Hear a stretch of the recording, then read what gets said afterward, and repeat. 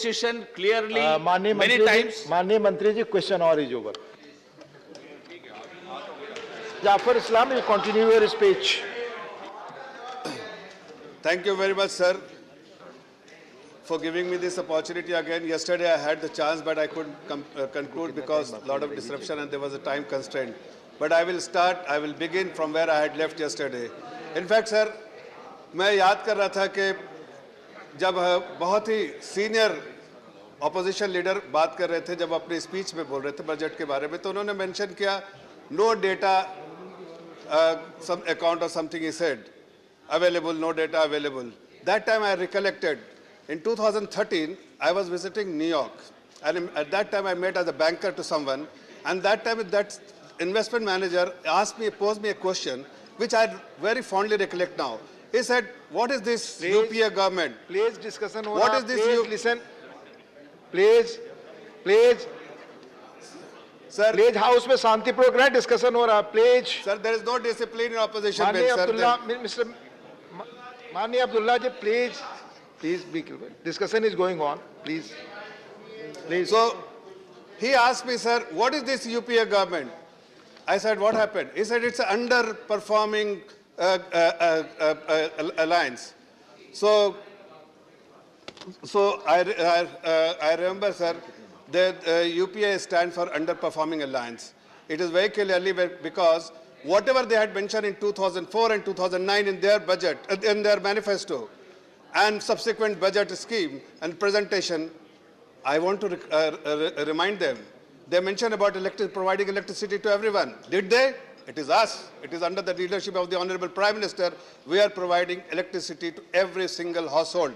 Sir, उन्होंने वादा किया था सर कि हम जल पानी पहुंचाएंगे, घर तक नहीं पहुंचाया. उन्होंने कहा था कि हम टेररिज्म खत्म करेंगे, टेररिज्म हम खत्म कर रहे हैं. उन्होंने बहुत सारे ऐसे वादे किए थे सर कि इकोनॉमी के लिए वीकर सेक्शन को हम जो है रिजर्वेशन देंगे. सर, वो भी काम हमने किया. सर, उन्होंने जितने भी काम बोले थे सर, उस काम को पूरा करने का काम हम किया. इसलिए कि अंडर परफॉर्मिंग अलायंस थी वो. सर, वो ये यूपीए सरकार जो थी अंडर परफॉर्मिंग अलायंस इसी तरह से जानी जाती थी. इसलिए उन्होंने ही 5 फ्रेजाइल इकोनॉमी जो दुनिया की थी 2014 में चरमराती इकोनॉमी हमारे खाते में छोड़ा.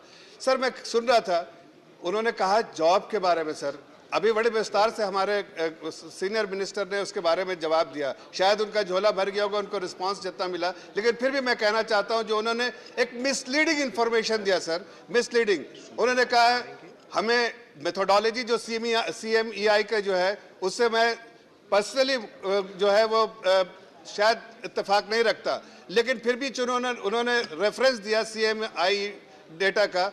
तो मैं याद दिलाना चाहता हूं कि जो उन्होंने कहा बहुत मिसलीडिंग था, इसलिए कि CMI डेटा जो है वो मंथली बेसिस पे पब्लिश होता है. उन्होंने एक नंबर जो है एक वीक का उठा के लोगों को, पूरे सदन को मिसलीड करने का कोशिश किया. अगर आप उस वक्त जाके देखिए, और आज मैं चैलेंज करता हूं कि अगर सदन में आके वो बताए कि जो नंबर उन्होंने कहा था वो जनवरी का डेटा का नंबर था, जनवरी के एक वीक का था सर, लेकिन जनवरी पूरे मंथ का नहीं था. आप जैन का डेटा उठा के देखिए तो आपको पता चलेगा कि हम प्री पैंडेमिक लेवल 7.2 जो अनएम्प्लॉयमेंट रेट एज पर CMEI रिपोर्ट से वो आज घटकर 6.6. लेकिन उससे ज्यादा इंपॉर्टेंट है सर कि ये सर्वे होता है, उसमें इनफॉर्मल फॉर्मल सभी सेक्टर्स क्या होता है, लेकिन EPFO का डेटा जो है वो बिल्कुल कांस्टेंट है. Because there is a payroll method, there is a record which is available because formal sector में है. उसका आप डेटा दिखाइए कि आप देखिए पिछले साल वो 0.5 मिलियन से बढ़ के आज 1022 मिलियन तक वो जो है 1 मिलियन से ज्यादा जॉब जो है हम बार बार क्रिएट कर रहे हैं, हर महीने से आफ्टर मंथ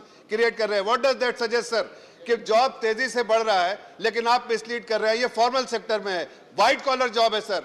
EPFO की जॉब व्हाइट कॉलर जॉब होती है. ब्लू कॉलर जॉब जो है, जो उसके अगर आप देखिए जो थंब रूल है कि अगर व्हाइट कॉलर जॉब 1 है तो उसके 5 मिनिमम 5 जो है ब्लू कॉलर जॉब होगा. अगर 10 लाख हम जॉब क्रिएट कर रहे हैं पर मंथ, तो जाहिर है कि हम इनफॉर्मल सेक्टर में और फॉर्मल सेक्टर में भी ब्लू कॉलर जॉब जो है वो कम से कम 60 लाख 70 लाख अपने आप ही होगा. इसलिए आप देखिए कि और ये जो नौकरियां सर उसको भी एनालाइज कर देना. सभी माननीय सदस्यों से आग्रह है कि आपस में बात करनी है तो कृपया माननीय चेयरमैन साहब कहते हैं कि आप बाहर जाकर गैलरी में कर लें. जो बोल रहे हैं सब आप अटेंशन चाहते हैं तो कृपया आपस में यहाँ बातचीत न करें. प्लीज. मैं वो बता रहा था सर कि जो EPFO का डेटा है वो अगर आप देखिए फर्दर एनालाइज किए तो आपको लगेगा कि यूथ को, हमारा डेमोग्राफिक डिविडेंड है सर, हमारी सरकार इस तरह से कंस्ट्रक्टिव पॉलिसी है, हमारा बजट इस तरह से पेश होता है कि आगे तक जो है अमृतकाल इसीलिए कहते हैं, लेकिन अमृतकाल का मतलब है कि आने वाली पीढ़ी के लिए एक ऐसा सुनहरा देश हो जिसमें सारी नौकरियां हो, सब सुविधाएं हो, इसलिए हम हर उस दिशा में काम कर रहे हैं। अभी हमने देखा बड़े लोगों को सुना यहाँ पर, उन्होंने हमें ज्ञान दिया बजट पे और टिप्पणियाँ की, लेकिन उसमें हम उनको सुना कि उन्होंने कहा कि सर हवा ऊपर उड़ान लेनी चाहिए, हम तो ज़मीन पे हैं सर, ज़मीन पे रह के ज़मीन की सिचुएशन देखते हैं, इसलिए आदरणीय प्रधानमंत्री जो है सबसे ज़्यादा पॉपुलर एडमायर्ड लीडर हैं, इसलिए कि वो ज़मीन में ही लोगों के साथ मिलजुल कर रूबरू होकर उनकी समस्या को समझने का कोशिश करते हैं। सर मैं आपको बताना चाहता हूँ कि लोग कल बात कर रहे थे सब्सिडी के बाद, सब्सिडी कम हो गई। सर मैं आपका ध्यान दिलाना चाहता हूँ कि सर सब्सिडी की क्या बात कर रहे हैं आप? सब्सिडी की जो बात कर रहे हैं तो मैं कहता हूँ कि हमने FY22 में क्या सब्सिडी दिया था? अगर हमने सब्सिडी दिया था 3.36 का हमने प्रपोज किया था, वो जब हमारी सरकार कंपैशनेट सरकार है सर, हमारी गवर्नमेंट कंपैशनेट गवर्नमेंट है। हम दोनों सरकारों ने एक प्रिंसिपल ऑफ सी फॉलो किया है।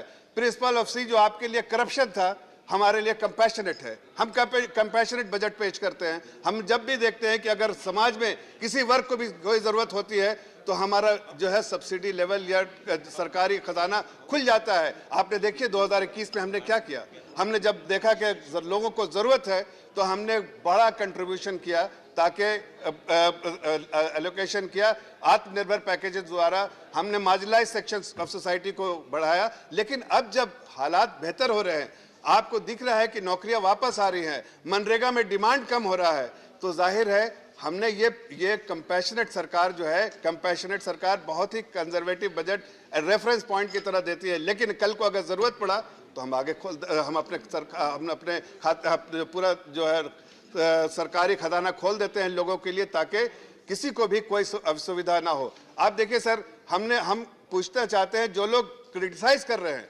बजट नंबर्स को, फिस्कल डेफिसिट के नंबर्स को, फिस्कल डेफिसिट 6.9%, आपको समझना चाहिए सर कि हमारा पूरे जो स्ट्रीट जो है उस बात को बधाई दे रहा है कि हमने बहुत ही कंजर्वेटिव नंबर दिया है। इवन दो रेवेन्यू एस्टिमेट्स जो हमारे हैं, रेवेन्यू एस्टिमेट जो है वो बहुत ही कंजर्वेटिव है, रेवेन्यू एस्टिमेट्स बहुत कंजर्वेटिव है, इसलिए कि हमें मालूम है कि जिस तरह का ग्रोथ देखा हमने, अगर FY22 बजट जो एस्टिमेट देखिए तो जो हमने टैक्स कलेक्शन का दिया था 9.9% से वो 10.8% हुआ और उसका 25% ग्रोथ हुआ सर। लेकिन इस बार की अगर देखिए FY23 में हमने देखा फिर बहुत ही कंजर्वेटिव बजट रखा है 9.9% का। उससे क्या समझ में आता है सर कि हम बहुत कंजर्वेटिव रेवेन्यू एस्टिमेट दे रहे हैं, लेकिन हम जो लोगों की भलाई के लिए काम करेंगे। बहुत बात करते हैं कि जो आपने अजम्पशन लिया है, जो नंबर्स दिए हैं फर्टिलाइज़र के लिए, वो सब्सिडी कम हो गया। अरे भाई,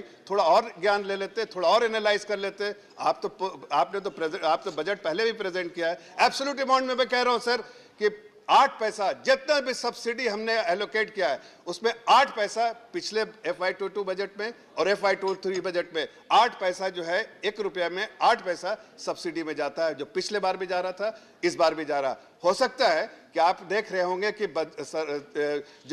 GDP जो परसेंटेज टू GDP, मैं समझता हूँ परसेंटेज GDP एक अलग नजरिया देखने का, लेकिन उसमें भी अगर आप देखिए सर मुझे आज 15 मिनट मिला सर। नहीं, हाँ, हमारे लीडर ने कहा 10 more speakers. नहीं सर, हमें 15 मिनट बोला है sir. Your party has 10 more speakers. Sir मुझे बोला कि मैं कंप्लीट करूंगा, मुझे बोलने दीजिए सर। मेरा फ्लो कल भी ऐसे बातचीत में रह गया था सर। मुझे कंप्लीट करने दीजिए सर। मैं ये कह रहा था सर कि देखिए, मैं ब्रीफली बच जाता हूँ। वेलफेयर सेक्टर में सर, वेलफेयर सेक्टर में सारे वेलफेयर के नंबर देख लीजिए, एक सब्सिडी, तो आपको दिखेगा कि हमने वेलफेयर में भी ज्यादा इस बार जो बजटरी एलोकेशन किया है। तो ये कंपैशनेट सरकार है, ये सरकार जो है वो करप्शन वाली सरकार नहीं है। पॉलिसी ऑफ जो प्रिंसिपल ऑफ सी हम भी फॉलो करते हैं, लेकिन ये सरकार जो है कंपैशनेट है, इसलिए जब भी जरूरत पड़ती है तो हम अपना खजाना खोल देते हैं। अब मैं जरूर थोड़ा टिप्पणियां करूंगा सर कि लोग कह रहे हैं कि इसमें बजट में क्या है। बजट में सर इसमें 3 बड़ी चीजें हैं। पहला आत्मनिर्भर बनने का जो पूरा पेशकश की गई कि आत्मनिर्भर देश को बनाया जाए। इसलिए पॉलिसी रिफॉर्म भी किए हैं, जो पॉलिसी सपोर्ट किया है, चाहे वो PLI स्कीम का दे, जो $500 बिलियन का जो मैन्युफैक्चरिंग में स्पेस में आप देख रहे हैं, PMI नंबर कैसा 5.6 number. Now you conclude. I'll call the next speaker. Sir Please. थोड़ा कंप्लीट तो करने नहीं, दीजिए, पूरे नहीं, बजट आप, तो बात तो कर ले sir. No, there are other speakers from your party. They will not have time. Why don't you understand? Please sir, 3 You minute spoke yesterday. We have given you time even ये today. 3 point तो complete कर लूं sir, 3 point. मैं सिर्फ इतना कहना चाह रहा हूं कि सर इस पूरे बजट में 3 बड़े इंपॉर्टेंट चीजें हैं, सिर्फ 3 चीज बोल रहा हूं। पहला, जो कैपिटल एक्सपेंडिचर जो है 2.9% ऑफ GDP, जो पिछले बार 2.6 था, हिस्टोरिकल है। इतना ज्यादा बजटरी एलोकेशन कैपिटल का एक्सपेंडिचर नहीं है। वर्चुअस साइकिल बनाने के लिए कैपेक्स जरूरी है, प्राइवेट कैपेक्स भी शुरू होगा, नौकरियां भी बढ़ेंगी। दूसरी चीज सर, फिस्कल कंसोलिडेशन का जो है वो रोड मैप बिल्कुल साफ है, कंजर्वेटिव है, बिल्कुल साफ है, लोग अप्रिशिएट कर रहे हैं। और तीसरी चीज जो है कि जो टैक्स, जो एनवायरनमेंट जो था कि रिट्रोस्पेक्टिव टैक्स, ये टैक्स, वो बिल्कुल स्टेबल और जो क्लैरिटी के साथ बिल्कुल दिया है। नंबर बिल्कुल साफ सुथरे है, बजट में क्लैरिटी है। Thank you. लेकिन एक बात, बस एक शेर पढ़ के मैं खत्म कर दूं। शेर